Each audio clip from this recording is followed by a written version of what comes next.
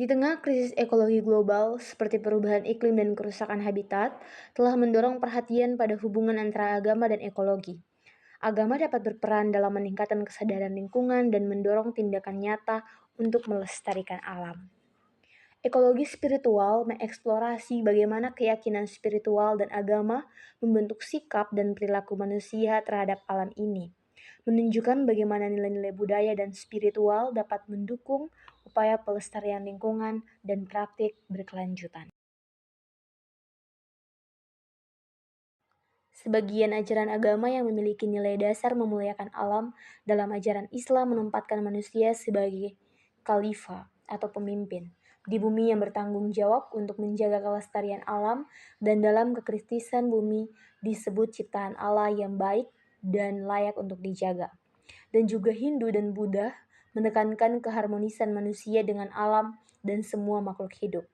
Dalam ajaran agama memiliki peran penting dalam membentuk kesadaran manusia terhadap lingkungan dan memotivasi tindakan pelestarian alam. Agama tidak hanya memberikan landasan etika dan nilai-nilai yang mendorong manusia untuk menjaga keseimbangan ekologis, tetapi juga menawarkan kerangka spiritual yang dapat menginspirasi aksi nyata dalam pelestarian lingkungan.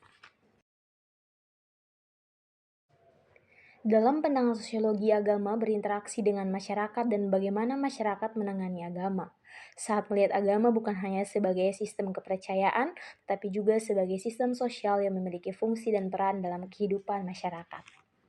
Dalam konteks ini, refleksi dapat difokuskan pada berbagai aspek, termasuk bagaimana nilai-nilai agama internalisasi, perilaku individu dan kelompok, bagaimana agama berperan dalam struktur sosial, dan bagaimana agama berinteraksi dengan perubahan sosial.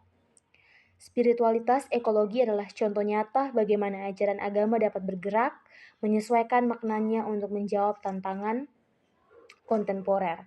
Komunitas agama yang memulai menanam pohon, mendaur ulang, dan membangun relasi baru dengan alam menunjukkan adanya agensi sosial.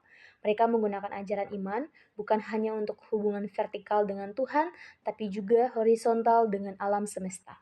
Dari perspektif saat ini adalah bentuk adaptasi dan transformasi religius. Agama tidak statis, melainkan terus membentuk makna sesuai kondisi sosial, termasuk saat bumi sedang terluka.